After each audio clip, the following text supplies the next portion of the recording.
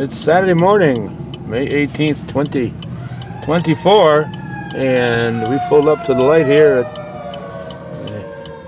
the entrance into Plattsburgh at Boynton Avenue, and we're greeted by the sounds of sirens, and it's right, it's North Country Honor Flight time.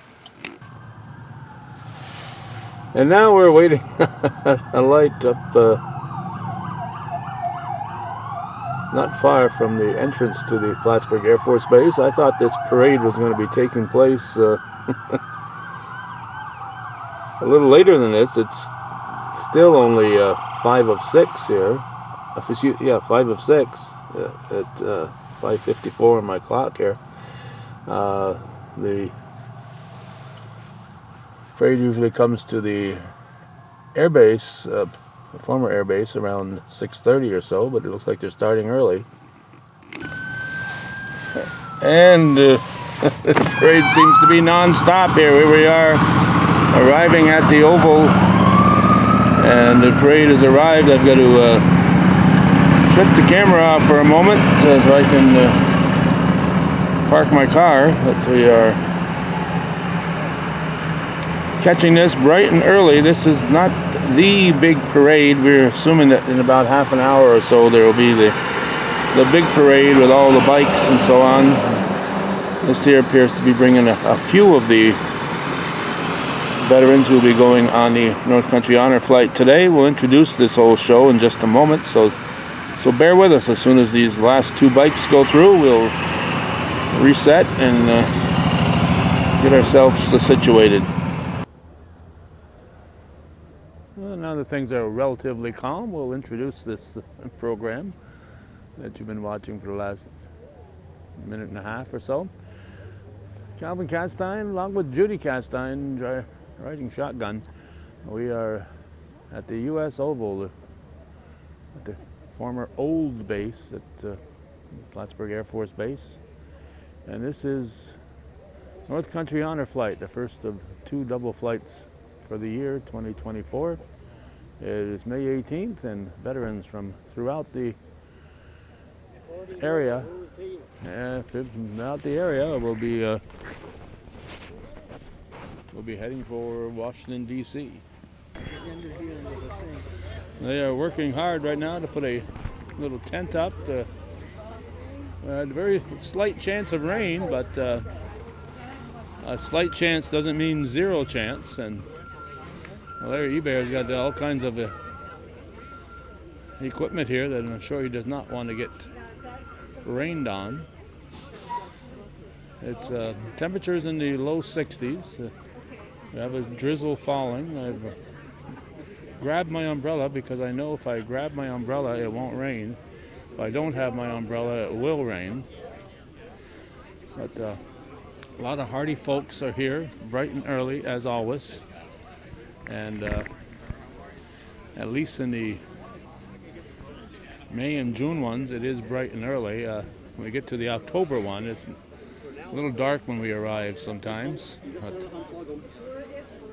So they are scrambling here to make sure that everything is usable. We're going to get this under the big top here. Fortunately, I don't have any choice right now. Maybe by 7 o'clock it'll stop. Hopefully it'll stop raining. It's just a drizzle, just enough to be inconvenient here.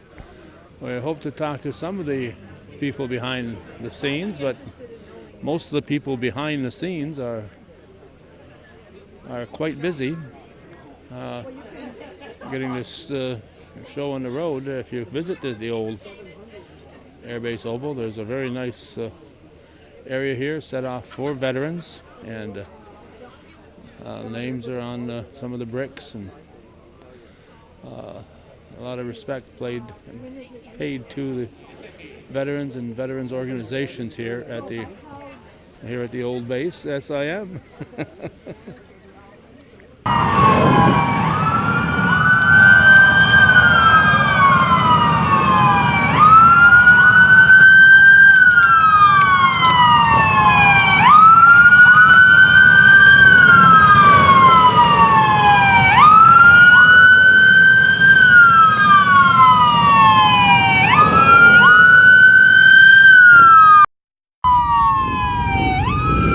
busy chatting off camera, and all of a sudden we heard the sounds of the sirens.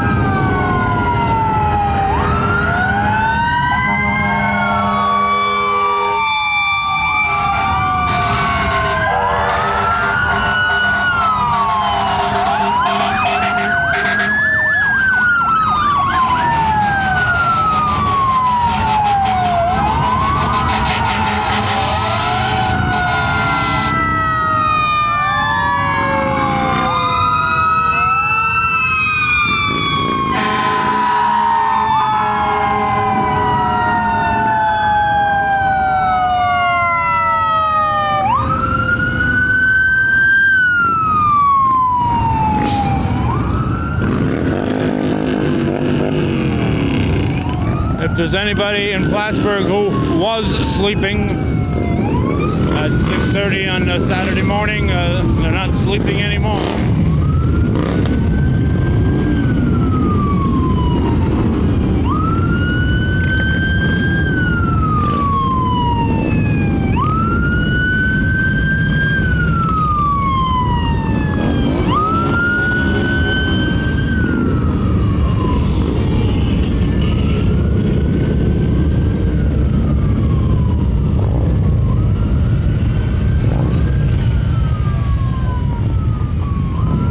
To dig back into my memory banks, I think our first North Country Honor flight was in 2013.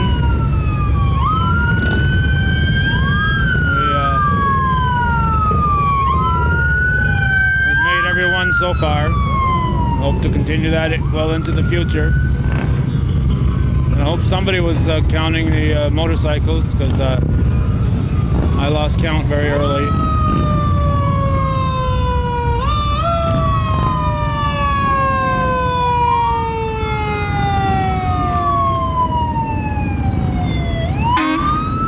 There's still hundreds, I'd say at least 100 more to come as I look around the corner.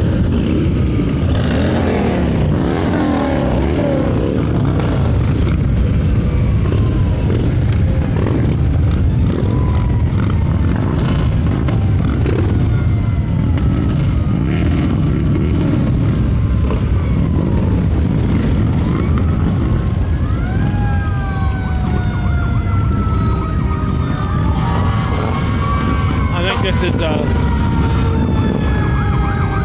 very important to show the respect that the North Country has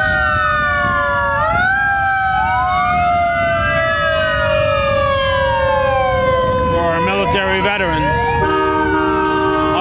Hard to sneak a word in here.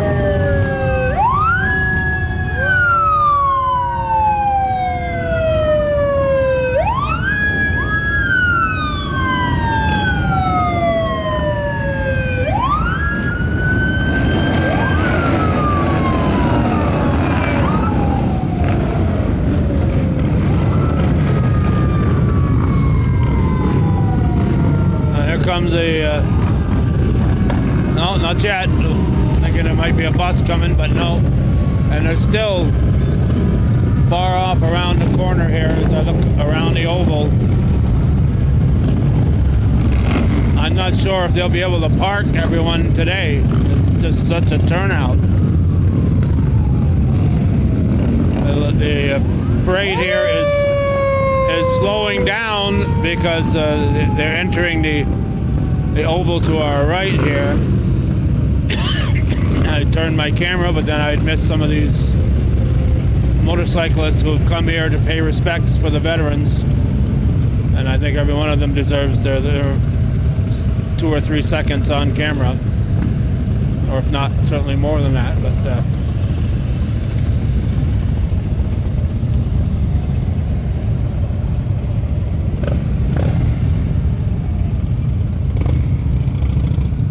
Department, State Police, federal law enforcement are always part of this.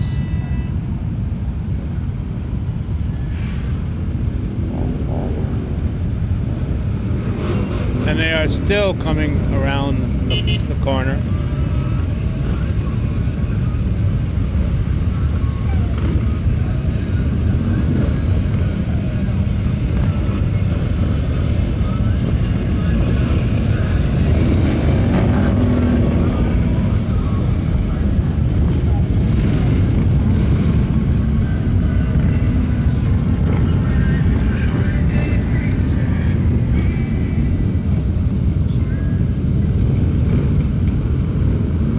Again, it's moving kind of slowly because of the congestion inside the oval parking area.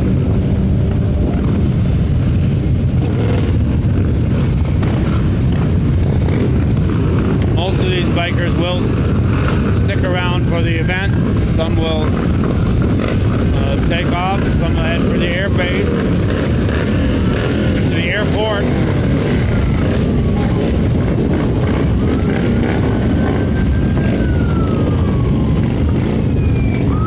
We see the veterans bus arriving. Usually there are 2 bus loads.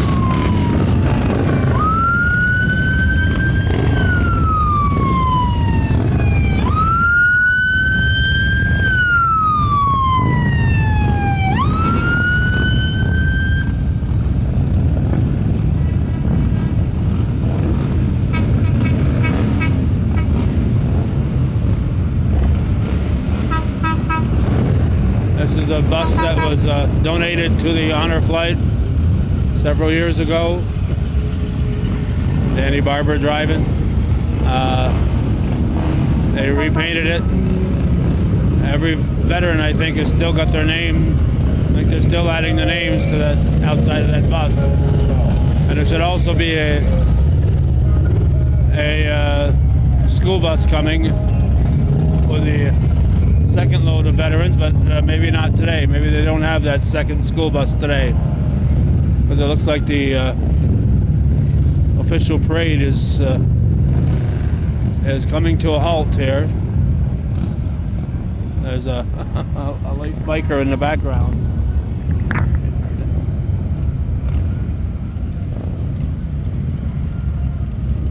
It says, "I got here late."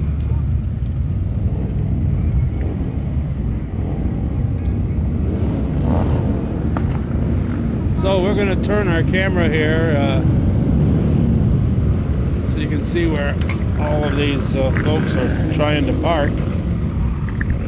It's always a bit helter-skelter, but even more so today with the rain. Fortunately, it's just a drizzle and nothing too bad, but I don't want to get my camera wet. We're going to keep the camera rolling here for a moment. I think I'll shut it off and restart. Okay, we are now inside the parking area, and they're trying to squeeze everybody in.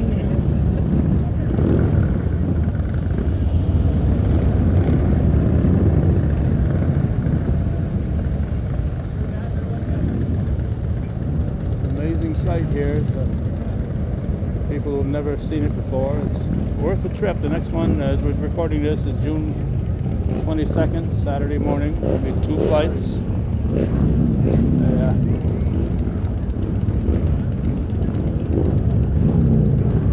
2 flights with 15 veterans and their guardians per flight. Still a lot of time before the program, the 7 o'clock program gets going. So it's only 6:35 right now, so they got the veterans here in plenty of time. There is that second school bus. I didn't see it arrive, so maybe it snuck through there and I wasn't paying attention. But the second school bus has arrived here.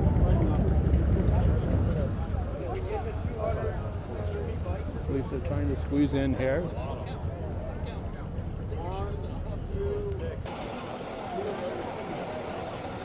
Now we are closer to the drop-off area where the veterans are exiting this bus. They meet up at the local shopping center and gather there. Some have to travel for a way, actually spend the night at a motel in the area. It's just an amazing job. All this is all volunteer. Nobody on the North Country Honor Flight Committee makes a dime out of all this. It's all volunteer efforts, and they put so much into the preparation. Various veterans organizations like Post 912 in Rouse's Point shows up at every one of these to make sure there's also I never remember which post it is, that'll be over that way with a gun salute. And it's always an impressive showing here. So if you're watching this before June 22nd, 2024,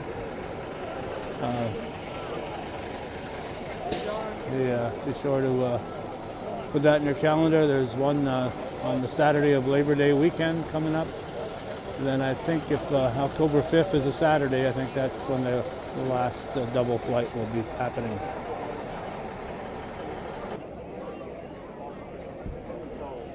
It's approaching 7 a.m. and very close, and once it hits 7 a.m., the bugle will sound. It will play Reveille. The folks from American Legion Post 912 will raise the colors, and this program will get underway here. Hanging with you again. All right, we got John Ryan hanging here, learning how to cover stuff here. He's the leader of the Peru Gazette. What is the Peru Gazette? Editor. Oh, What's the Peru Gazette? Online. too late. It's Reveille.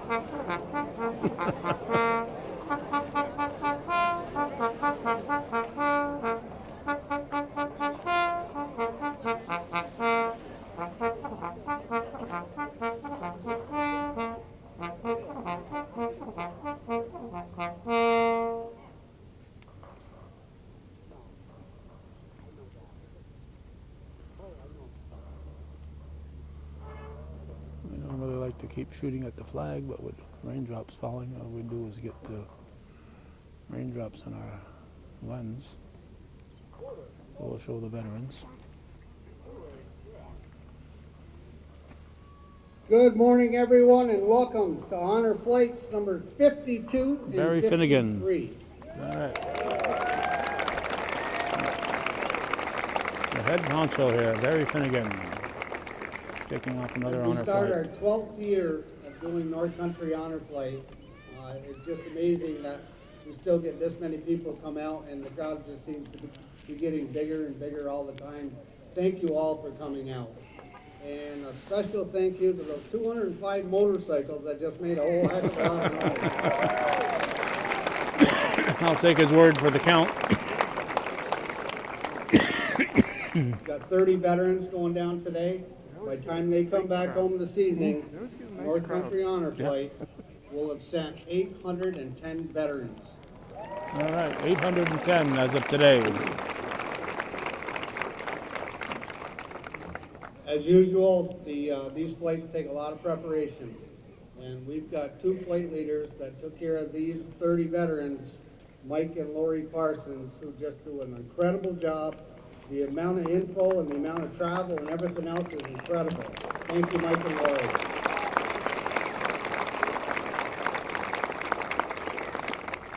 And a special thank you to Lloyd Provost for setting up the Thunder and the Bird, bringing all those bikes and all those police units and all those fire trucks all in order.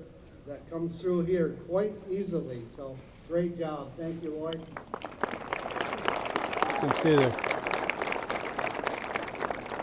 place is packed with people here today.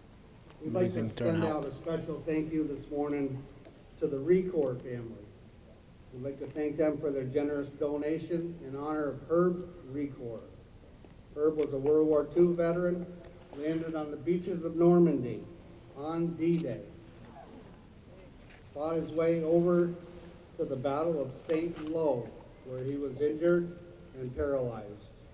He came back home with a Bronze Star and a Purple Heart and lived the rest of his life right here in the Plattsburgh, West Plattsburgh area.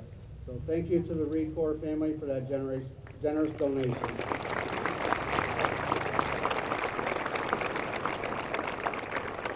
I think for the first time in forever, Tom Halleck had somewhere to be. He absolutely cannot get out of it. He feels bad about it.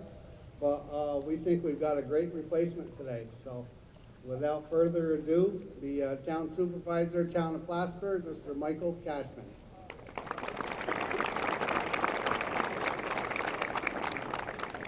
It is questionable whether I am a good replacement for Tom Halleck.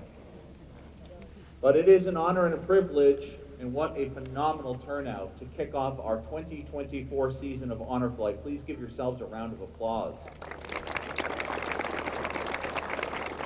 Let's begin with the national anthem sung by Taylor LaValle.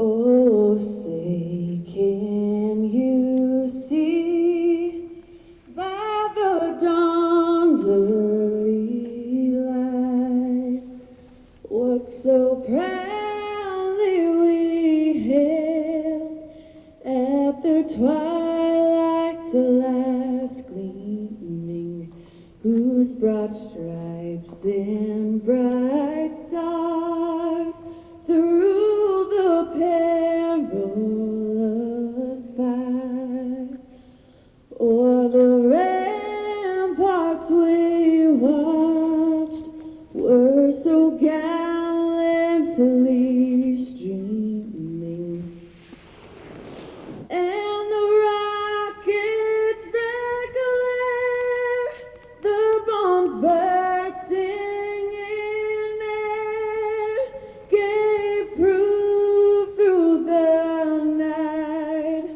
that our flag was still there. Oh, say, does that star-spangled banner yet wave o'er the land of the free and the home of the brave? Taylor LaValle always does a great job. What an absolutely beautiful rendition. Please remain standing if you can for the Pledge of Allegiance, led by one of North Country's youngest volunteers, Hayden Devlin.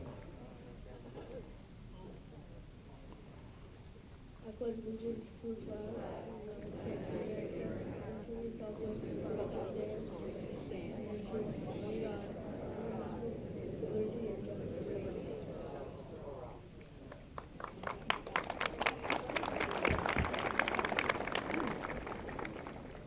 We'd also like to acknowledge elected officials and some dignitaries with us today. Please give a round of applause for Assemblyman Billy Jones, Senator Dan Steck, Mayor Rosenquist, members of the Clinton County Legislative Body, Wendell Hughes, Dave DeZio, Kevin Randall,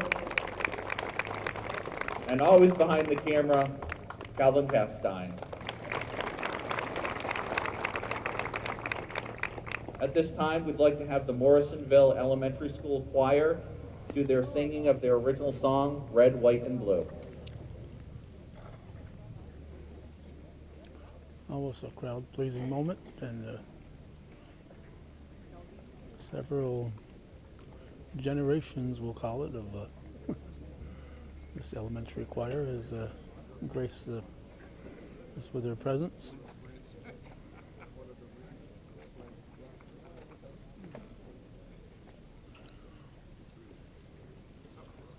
obviously the first crew is moved on in age.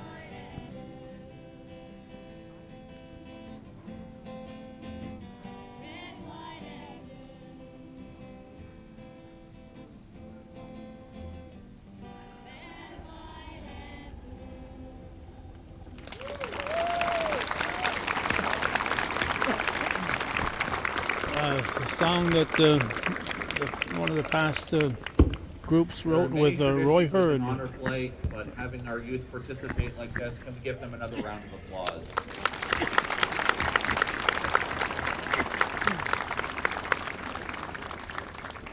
It's my privilege to now introduce a friend, Clinton County American Legion Commander Joe Patnode, to pay tribute to those that we lost since our last flight.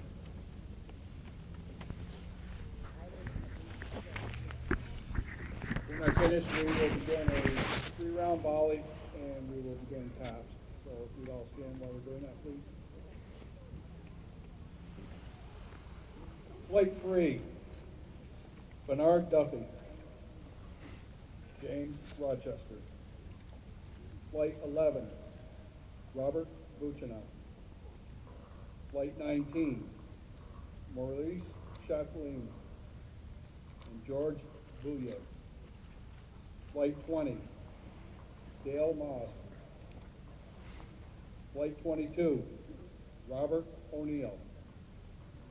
Flight 24, Conrad Knapp and Raymond Dominy. Flight 32, Lloyd Rock. Flight 34, Ron Erlin. So Ron Ewing. Flight 35, Donald Bradley. Flight 36, Richard Knoll. Flight 37, Fred Woodward III. Flight 44, James McGuire and Roger Douglas. Flight 45, Dole Cross. And we have two members that were two veterans that were unable to go on the flight. They have passed. Eaton Jordan and James Johnson.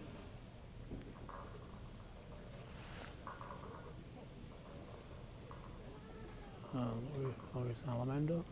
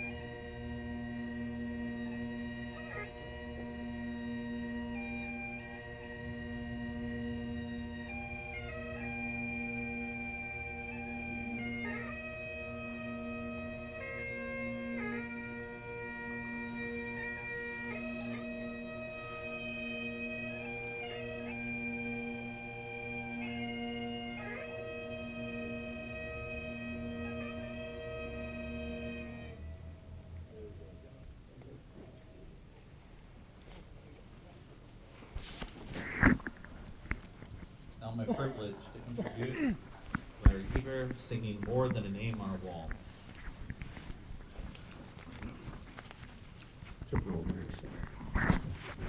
Good morning, everybody. And thank you for coming out and honoring our veterans that are taking the trip of their lifetime to visit the memorials on Washington, D.C. There's 58,000 names on the Vietnam Wall. And I know somebody here has a son or daughter, relative, friend, whose name is on that wall. So if you ever, or should you ever visit Washington, D.C., you should see the wall. You should touch it, and it no return will touch you. This next song is for all of you who have somebody on that wall, and for all the names on the wall, and for all those who risk having their names on the wall.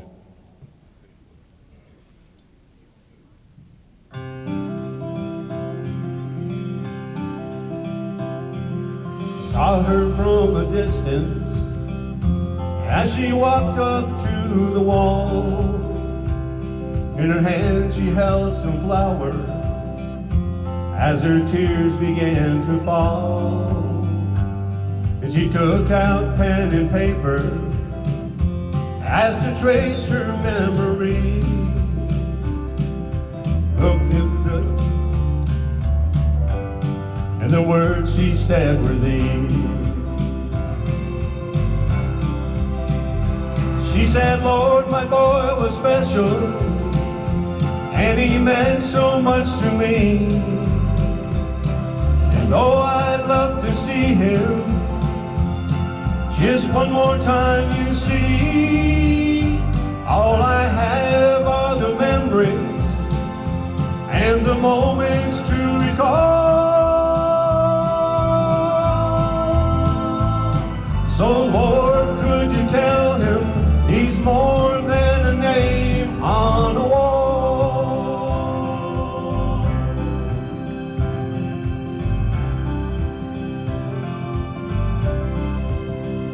She said he really missed the family, being home on Christmas Day. And he died for God and country in a place so far away. I remember just a little boy playing war since he was 3.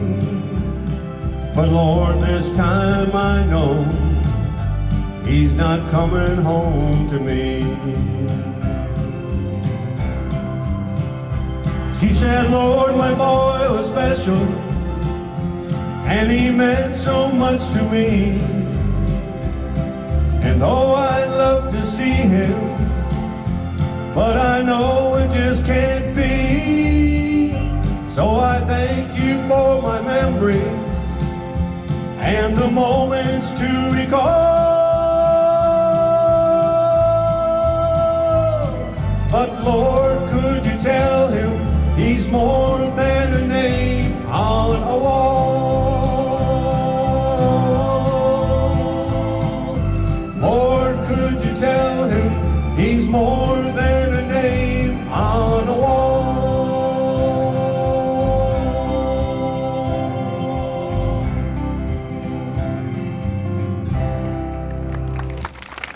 Thank you.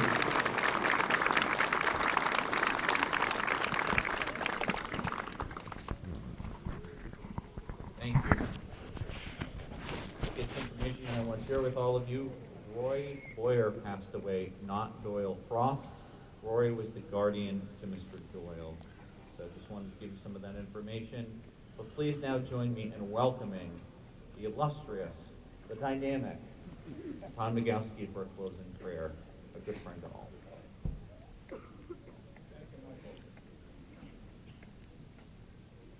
Good morning. Please uncover. Almighty God, our Heavenly Father, we ask your blessing be bestowed on our friends and loved ones. We thank you for this opportunity to share with them this special occasion to honor our veterans on their special day as they visit Washington and their memorials. Let us always honor the memory of those brave soldiers, sailors, airmen, and Marines who made the supreme sacrifice so we may live in this country the way we do. Heavenly Father, keep their families in your kind care, bless them, and comfort them in their time of sorrow. Let us be reminded of life, liberty, and justice, freedom, and democracy, that we may be very grateful to you and those comrades who gave the ultimate. Have a great day in Washington for all the honorees and their guardians. We thank you for your service. Thank you. Nice job as always, Tom.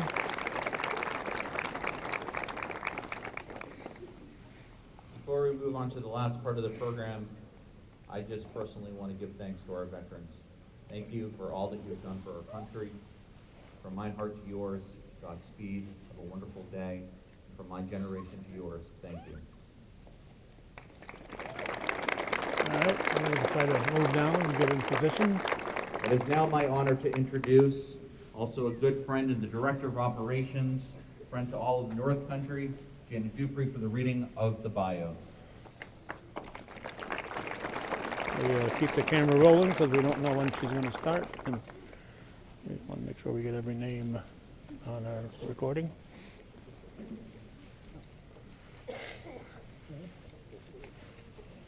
Winfried Belanger. U.S. Air Force, 1960 to 1990, Vietnam. Trained as an avionics repairman, Wynn was the guy who could fix anything that was broken.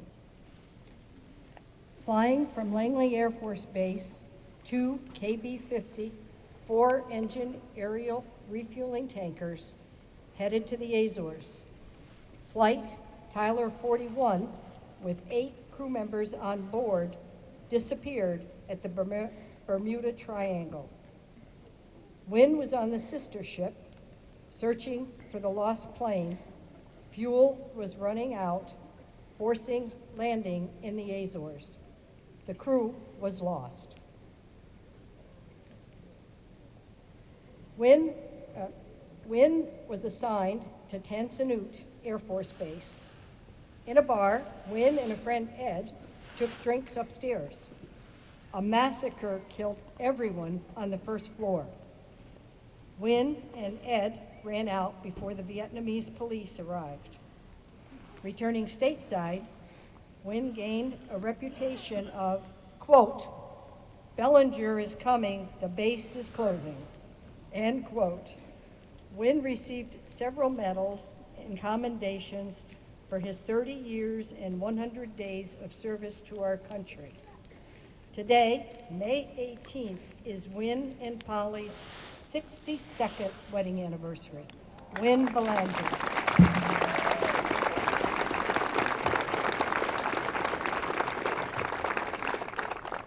Barry Clark, U.S. Air Force, 1965 to 1969, Vietnam.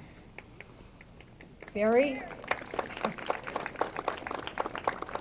after basic and AIT training at Lackland Air Force Base, Barry was home on leave when his grandmother passed.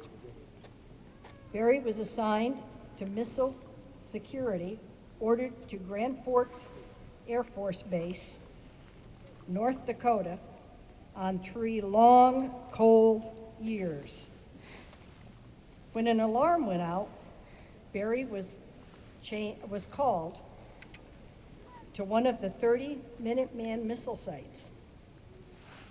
Barry was in the field 3 days in a 30-degree blizzard, 100 miles out with no heat in the vehicles, walking from the second floor on snowbanks to get to the mess hall. Barry was assigned to warm weather at Johnson Island Air Force Base on a mile-long, half-mile-wide island, 100 miles south of Hawaii. Home to the Atlantic Missile Site, the troops fired missiles every now and then just to let the Soviets know they were there. Barry Clark.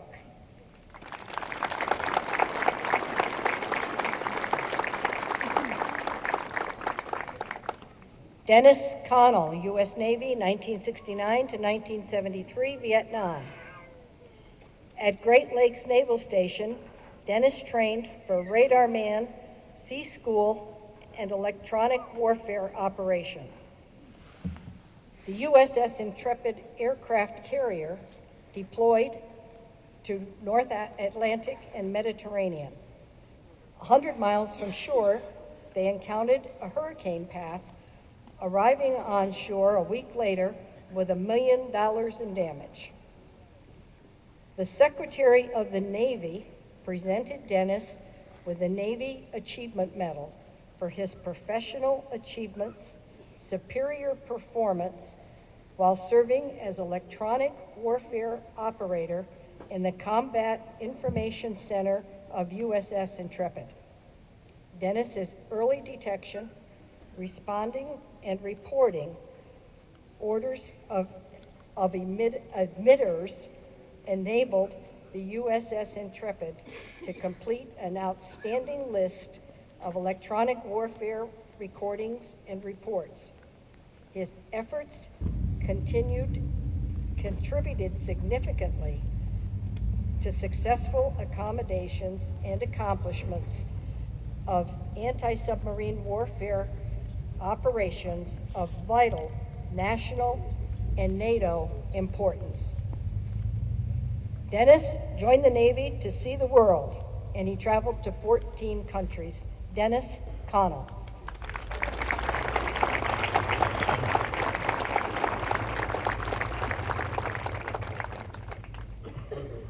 Robert Cronin, U.S. Army, 1953 to 1956, Korean.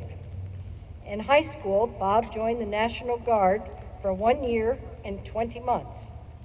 Graduating, Bob enlisted in the Army.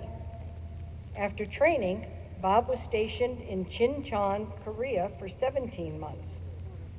In Korea, Bob served with the 388th Engineer Pipeline Company. The ships piped fuel into the tanks, providing jet fuels at air bases. Bob said troops seldom left the compound due to the dangerous surroundings. Returning stateside, Bob completed his military service with the Airborne Division at Fort Bragg. When asked about his worst experience in Korea, Bob said it was watching the people live in extreme poverty. When asked what was the best part of Korea, Bob said there was none. He just did the best he could do. Bob and his wife, Phyllis, have been happily married for 64 years. Robert Cronin.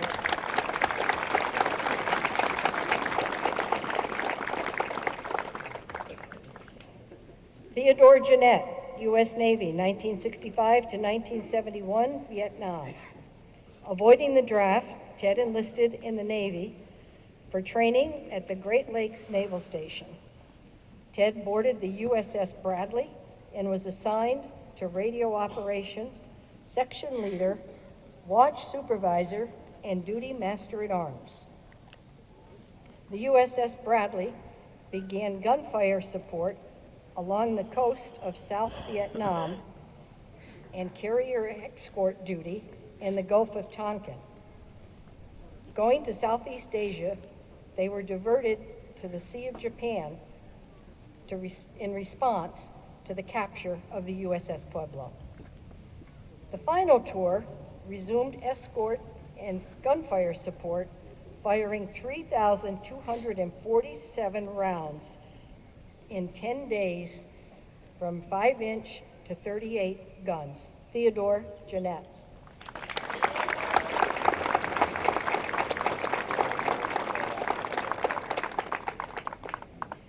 Dennis Harsh, U.S. Marine Corps, 1967 to 1971, Vietnam.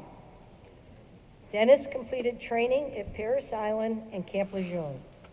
With AIT training, Dennis was assigned to aircraft electronics.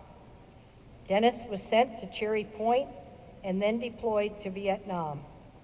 Dennis landed in Da Nang at the start of the Tet Offensive. Dennis was ordered to return from leave as a critical MOS for recovery duty. Upon return, qualified M60, Dennis was diverted to Monkey Mountain as a door gunner. In areas of intense action, Dennis had some very close calls. Dennis received many awards for his service to our country. Dennis Harsh.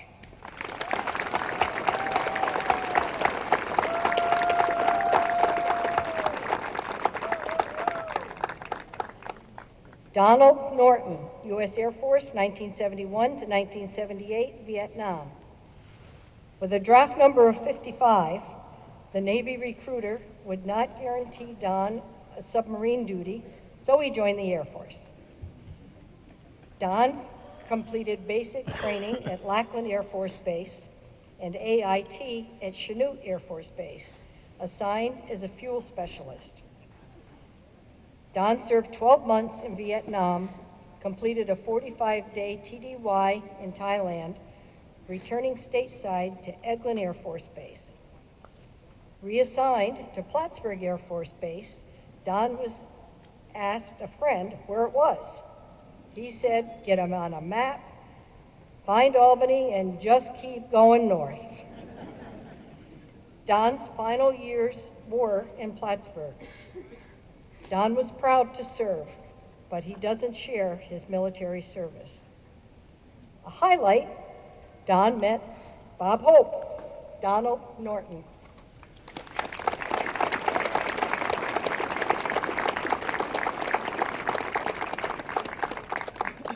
John Smith, U.S. Army, 1943 to 1945, World War II.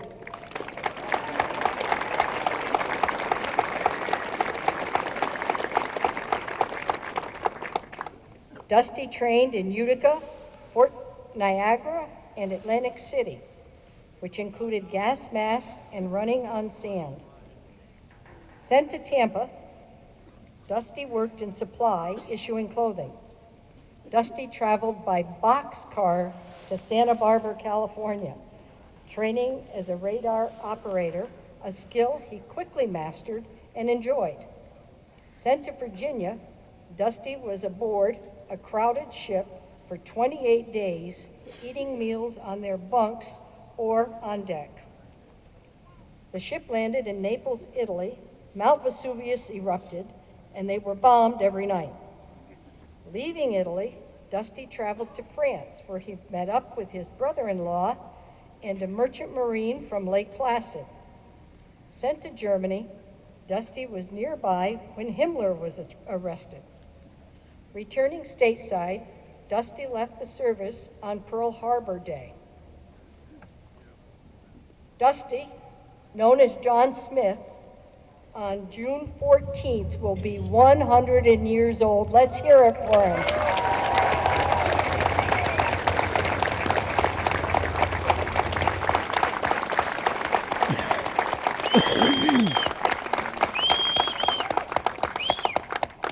Richard Smith, veteran guardian for his dad, Dusty.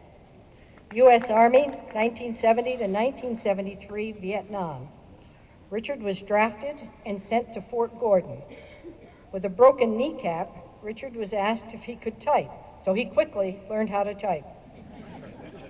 Being sent to Vietnam, a quick trip home to see his pregnant wife, Richard went to California, Guam, and Cam Ranh Bay. With no food for 24 hours, Richard ate the best liver and onions. With his mechanical background, Richard worked on helicopters, and the constant noise resulted in hearing loss. Not the only Richard Smith in the first company. For a couple of months, Richard had no guard duty. Richard made money by pulling guard duty for others at $20 to $40 each. Richard Smith.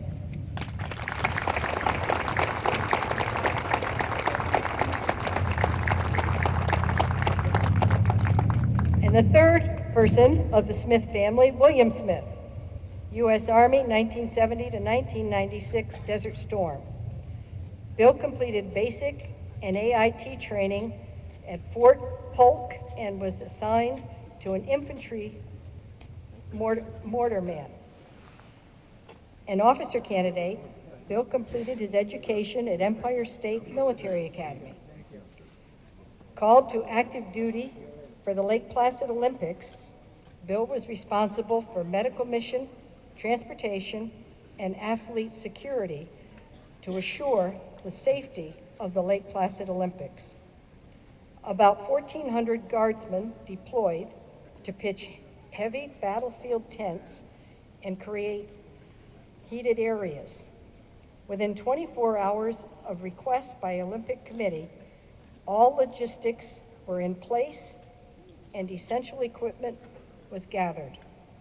Called back to active duty for Desert Storm, Bill's unit was ready to be deployed, but would remain on standby. William Smith.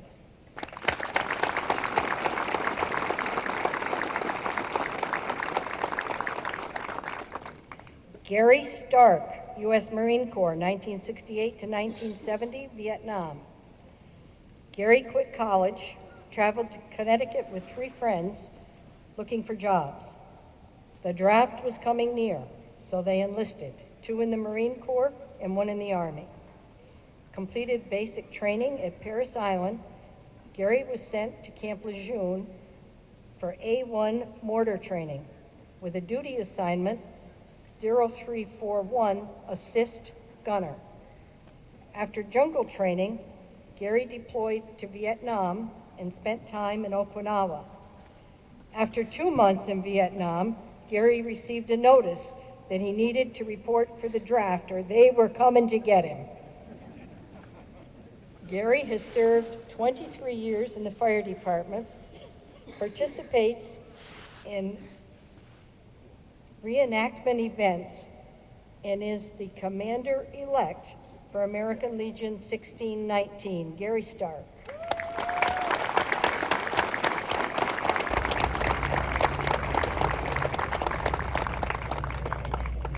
William Stickney, U.S. Army, 1963 to 1965, Vietnam. Bill was drafted, and 3 brothers also served, 2 in the Army and 1 in the Navy. After Bill was inducted in Albany, he reported to Fort Dix for basic and AIT training. Bill was dispatched as a heavy vehicle driver and joined the motor pool. Deployed to Germany, Bill drove a tanker delivery traveling on the Autobahn. With speeds of 35 miles an hour, other travelers behind him weren't happy and they couldn't pass.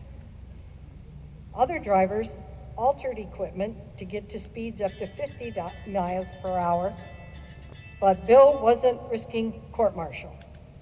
On alert, Bill spent 24 hours loaded and ready to go, but was not dispatched. William Stickney.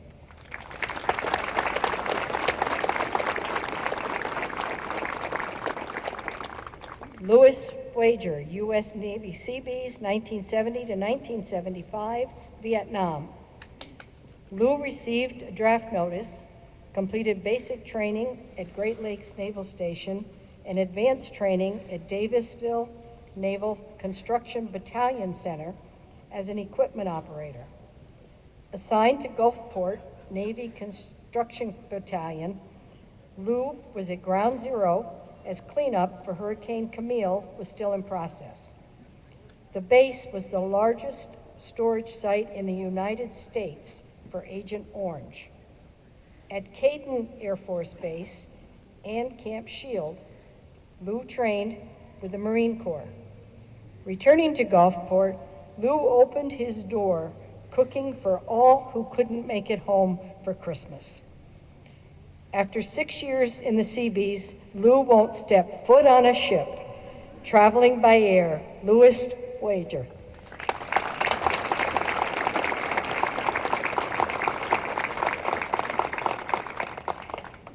David Wenzel, U.S. Air Force, 1979 to 1999, Desert Storm. After basic training at Lackland Air Force Base, Dave went to tech school at Shepherd Air Force Base in aircraft structural maintenance. In the Michigan winter, the entire shop got canoes. They all fell in the water, built a fire to dry off, and got back in the canoes. Dave was sent to a Wyoming missile base and then stationed at Plattsburgh Air Force Base, performing inspections, painting, and equipment maintenance. Dave enjoyed a year in Italy to remote towns, driving the biggest trucks on the road and no idea where they were going. Dave's next stop was Las Vegas. Dave retired from McGuire Air Force Base. Dave received numerous medals and commendations for his 20 years of service to our country. On a side note, Dave and Helen have fostered 11 children and currently have 3 babies at home. Tomorrow morning, they are going to Boston for treatment on a little girl who has a head tumor.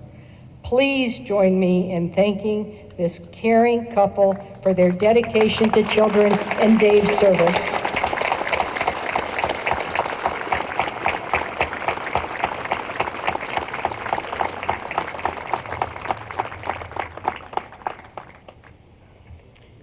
Kevin Woodruff, U.S. Air Force, 1973 to 1977, Vietnam. Inducted in Syracuse, Kevin completed basic training at Lackland Air Force Base, followed by tech school and AIT training in aircraft maintenance at Chanute Air Force Base. Assigned to Travis Air Force Base, upon arrival, Kevin broke his ankle, and it did not heal properly. Waking up after anesthesia, the squadron commander and first sergeant told Kevin he was listed as AWOL, a court-martial offense. Looking at the expression of Kevin's terrified face, they just could not contain their laughter. Due to the severely injuries of Kevin, he couldn't continue his aircraft maintenance and was assigned to the parts department until his discharge. Kevin Woodruff.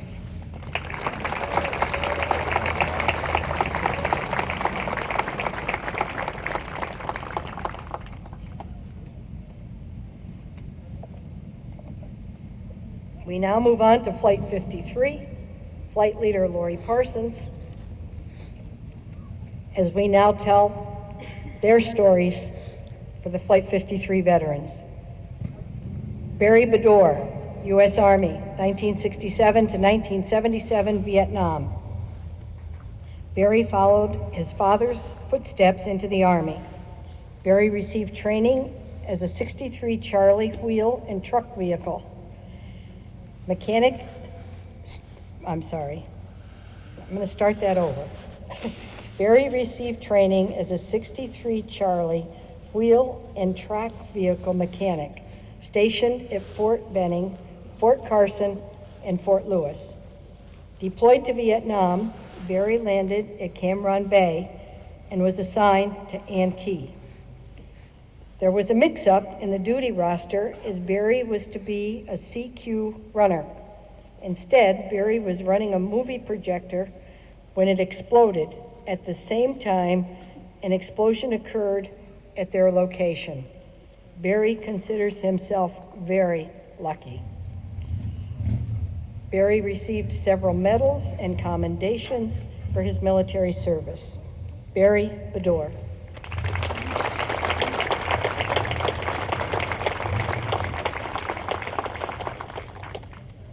William Butcher, U.S. Marine Corps, 1966 to 1969, Vietnam. At 17, Bill and a few buddies joined the Marine Corps. After basic training at Paris Island and Camp Lejeune, Bill earned an expert rifle qualification, followed with jungle training. Deployed to Vietnam, Bill was sent to Khe Sanh Hill, 881 South. Assigned to guard duty, Bill was on wire watch as tin cans alerted movement and machine bunker response. On his first tour of duty, Bill was shot and sent to Cam Ranh Bay for recovery. Injured on his second tour, Bill was transported to a hospital in Guam. Bill enjoyed watching the nurses sunbathe, no doubt enjoying his recuperation. Bill received Purple Hearts for his valor.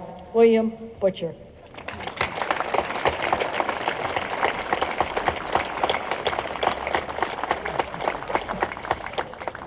Ira Dunn, U.S. Army, 1985 to 1989, Cold War.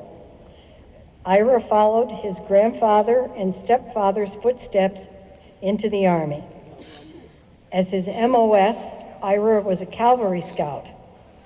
At Fort Knox, Ira was in the last division to go through the Heartbreak Hills, known as Misery, Agony, and Heartbreak. After training, Ira was sent to Germany. Ira drove the Bradley, the M1 Abrams, howitzer fighting vehicle, and 20-millimeter cannon and low missile. At Fort Irwin, Ira trained in special ops and fire and EMT, allowing him to become a paramedic and police security. Ira received service medals, including driver and mechanic badges. Ira Dunn.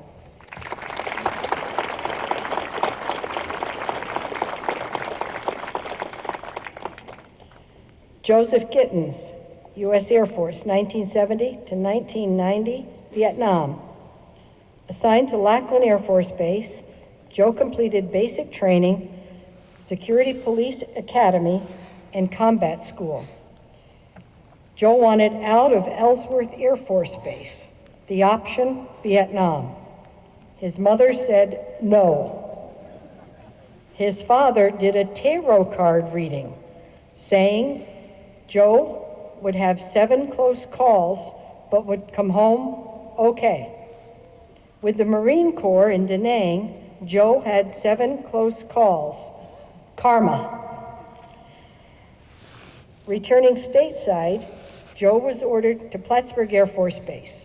After 4 years, transferred to Loring Air Force Base. Returning 4 years later, Joe made Plattsburgh his home. Joe received numerous commendations for his 20 years of service. Joe is proud his 2 sons served in the Gulf and Iraq. Joseph Giddens.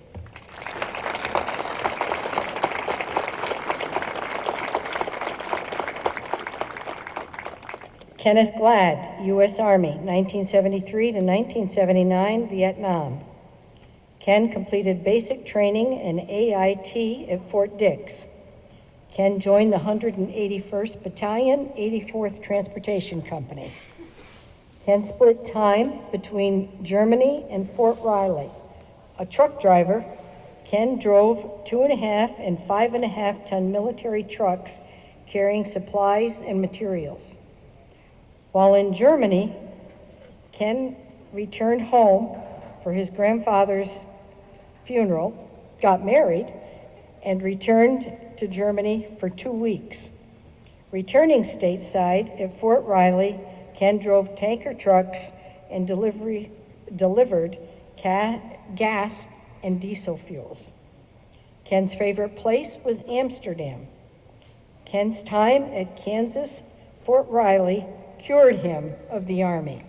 Kenneth Glad.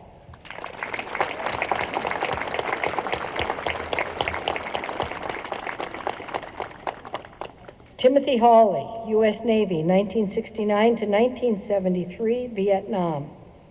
Flying from Clark Air Force Base to Okinawa, Tim left behind his AWOL bag containing his orders, records, and tags. It took time to straighten things out. The Navy ship was located on the Tonkin Gulf, patrolling the Yankee Station, a 20-mile circular area, as the beacon for aircraft. Tim served 4 campaigns on the USS Sterett, a guided missile destroyer. Tim's 5th campaign was an underwater demolition team which could be deployed at any time. In 4 years aboard ship, Tim traveled more than 600 nautical miles. Tim said, "I'll fly with a Navy pilot over a Marine pilot any day." Timothy Hawley.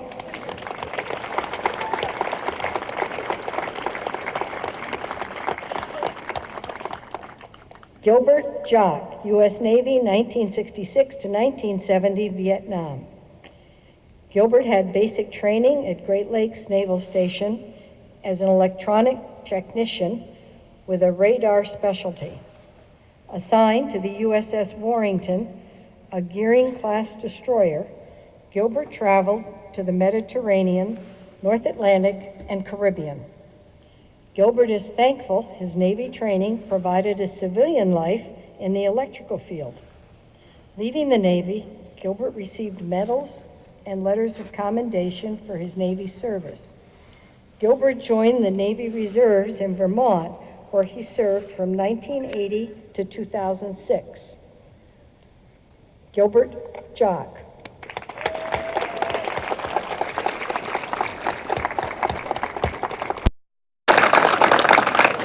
Ralph LeBombard, U.S. Army, 19...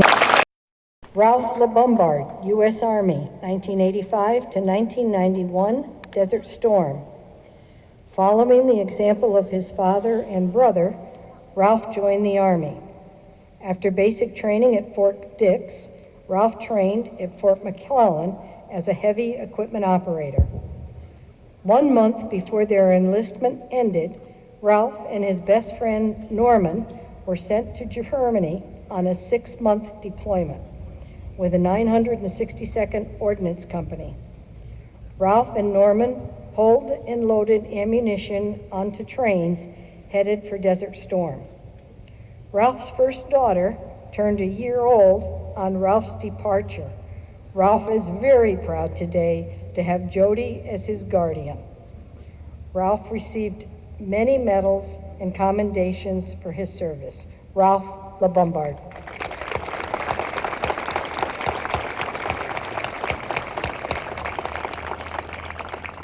David LeDuc, U.S. Air Force, 1972 to 1976, Vietnam. Wanting to enlist, Dave weighed only 114 pounds, despite of eating pizza and drinking beer.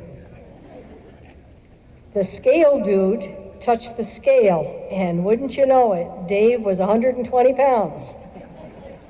Assigned to Shepherd Air Force Base, Dave trained as a medical service specialist, completing hospital administration. Sent to Hamilton Air Force Base, Dave treated patients, many with Purple Hearts. At Tyndall Air Force Base, Dave joined the hurricane disaster team, protecting the hospital, patients, and sandbagging to stop flooding. Transferred to Plattsburgh Air Force Base, Dave completed college training and 50 caliber machine gun training. David LeDuc.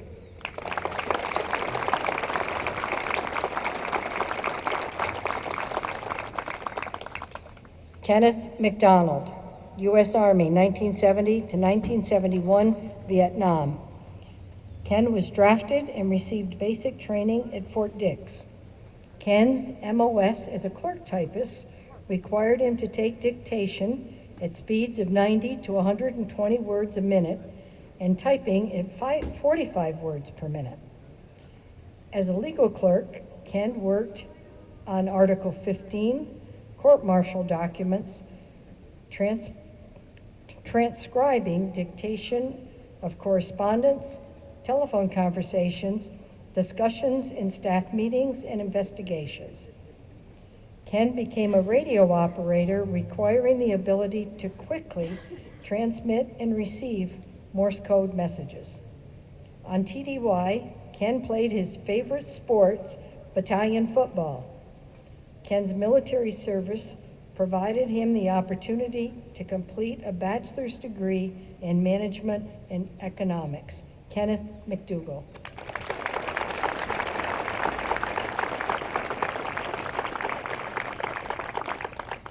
Adrian McGrath, U.S. Army, 1968 to 1971, Vietnam.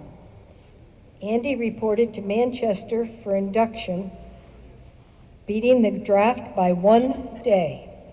Realizing Andy was an Eagle Scout, the sergeant put him in charge of getting 36 recruits to Fort Dix. Andy's destination was a German prison camp until they were making the camp a memorial.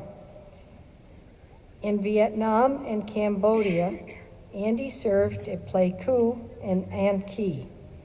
In Cambodia, Andy received his mother's call. His father was very sick. Arriving home, Andy learned his father had passed. An only child, Andy could exit the military, but he returned to active duty, certain it would be his father's wishes.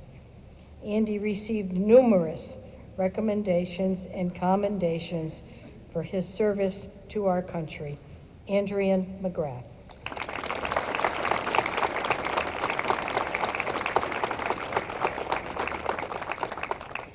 Marcus Murphy, U.S. Marine Corps, 1967 to 1970, Vietnam. At 17, Marcus went to Parris Island for boot camp. and to Camp Lejeune for infantry training. Flying to Okinawa, Marcus turned 18, headed to Vietnam. In supply administration, Marcus quickly learned if the base was overrun, there was no safety. In a bunker, new arrivals could not get sleep. Taking watch shifts one time, Marcus opened up with a .50 caliber rifle. Marcus served 18 months in Vietnam. Landing in San Diego, Marcus felt guilty leaving fellow soldiers behind, not fitting in, and in a country that was shaming him. He put his angst into starting a peer-to-peer support group. Help came to Marcus through support of others. Marcus Murphy.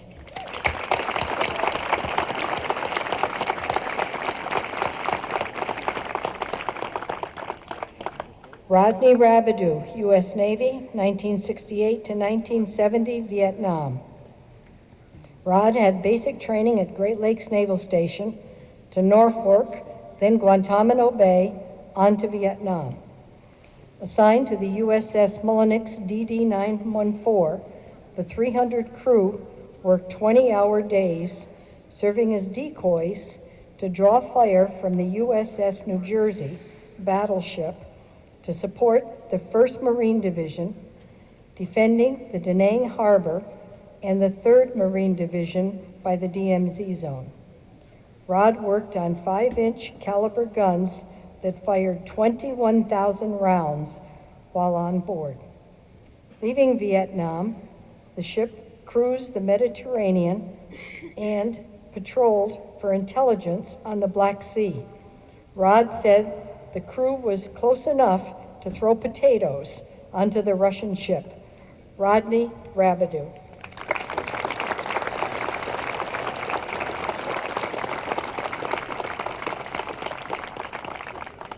Douglas Strong, U.S. Air Force, 1972 to 1992, Vietnam. Doug had boot camp at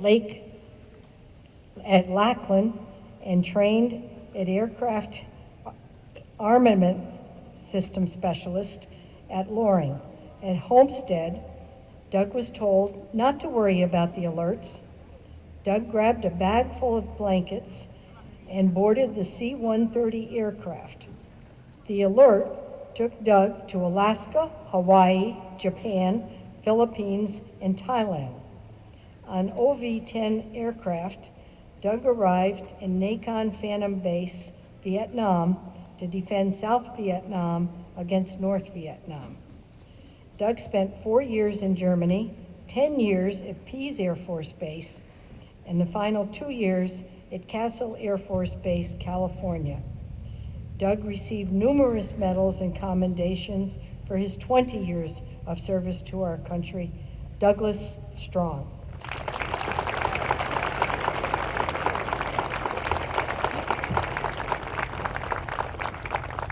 Let's hear it for these veterans that are going to DC today.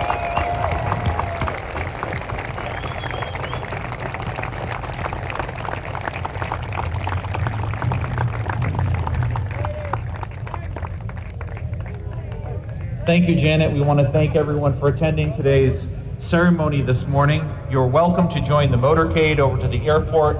Please note that the veterans will be leaving from the FBO at 1 Alabama Ave. There will be limited views, but folks are certainly welcome to see them off, seeing our outstanding first responders. As a reminder, around 8:30 p.m. tonight, these veterans will be returning home, and we hope that you can attend by giving them a warm welcome home. Ladies and gentlemen, thank you for kicking off the 2024 North Country Honor Flight season. Thank you very much. You may have noticed the camera getting a little shaky there as midway through the presentation. Very nicely done, as always, by Janet Dupree. But the battery was said 38 minutes, suddenly said 5 minutes, and then it was dying, so I had to grab a spare camera out of my pocket. and switch cameras in the middle. The exit from the Oval is always led by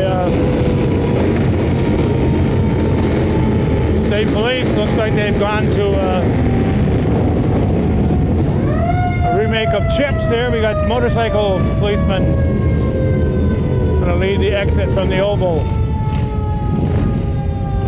So do not adjust your set. This is not a rerun of Chips. This is a...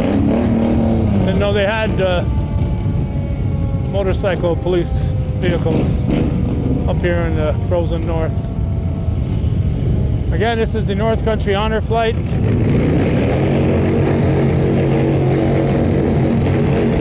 First of 4 double flights for the year.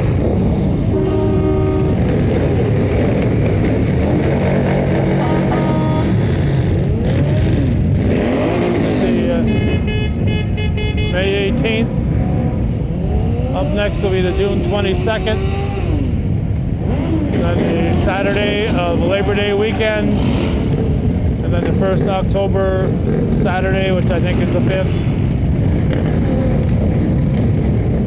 will be the remaining flights. So 8 flights altogether, all double flights.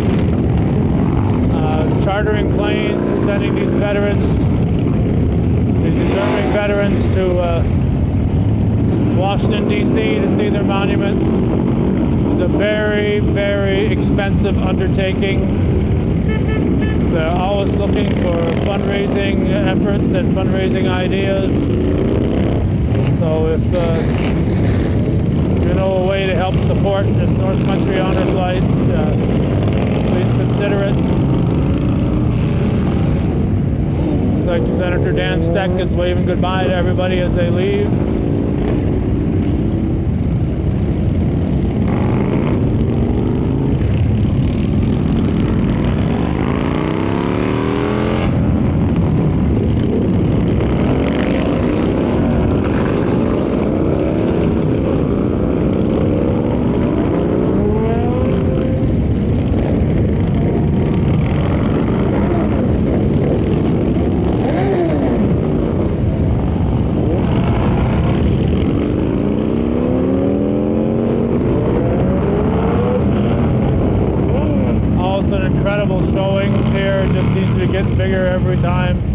Every time you look at it and say it couldn't possibly get any bigger, it just seems to grow even more. Just amazing send-off.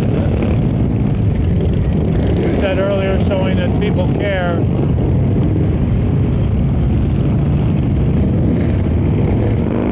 I think there was only one World War II veteran today. It might have been another one sneaking in there, but I think there was only one. Very few World War II veterans remaining who are healthy enough to take a flight like this, spend the day, busy day in Washington, D.C. And if you can listen to Larry Hebert sing that "More Than a Name on the Wall," and I'll get a little emotional.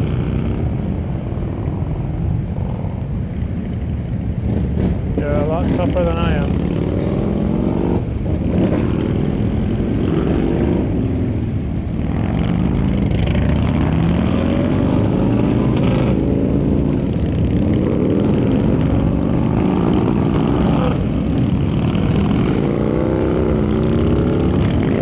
Not just the bikers here, these first responders, the fire departments that show up,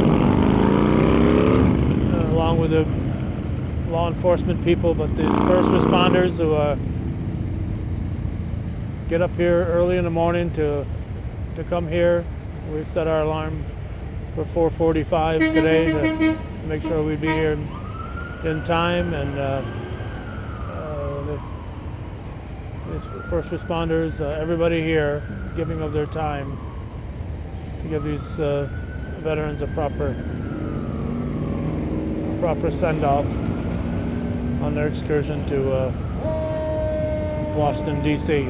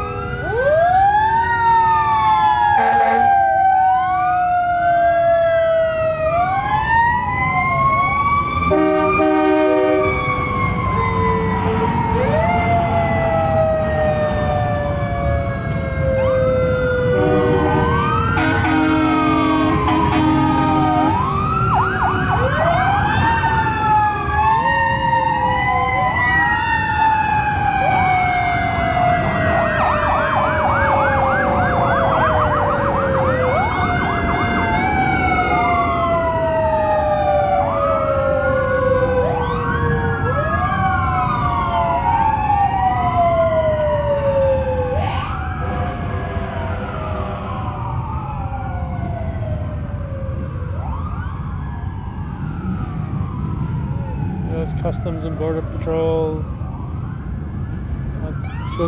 Customs and Border Protection, I should say. Border Patrol is an entirely different agency. Essex is here, along with Clinton County Sheriffs and state police vehicles.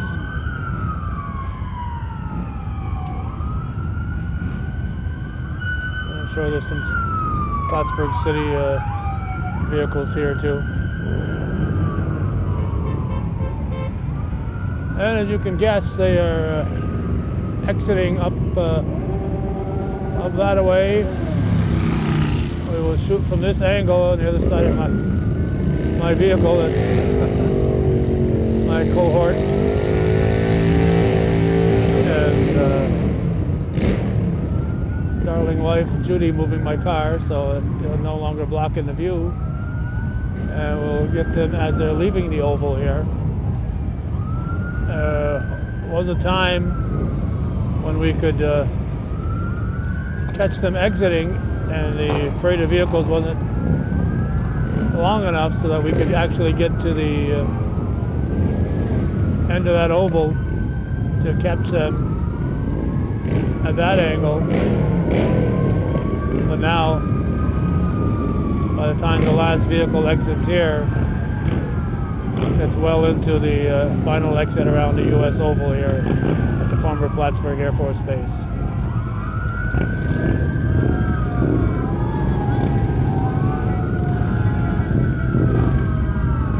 There's the honor flight bus. Second bus load.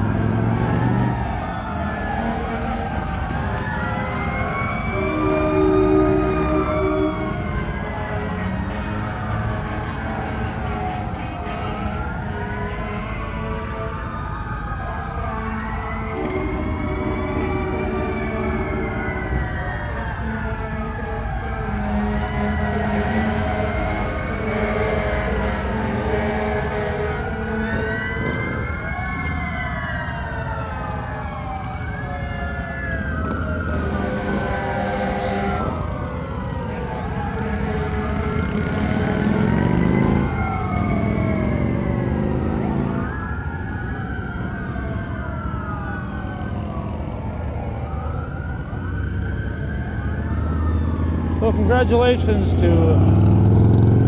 Barry Finnegan and his entire North Country Honor Flight Committee for another outstanding job. Don't rest easy. There's another send-off coming up on June 22nd. And if you ever wanted to get involved and help say thank you to the veterans, they have a website, they have a Facebook page, North Country Honor Flight. Just go there and contact them, and I'm sure they can find a lot of things that you can do to help and keep this going. Thanks for watching and supporting viewer-supported Hometown Cable TV, worthy of your support.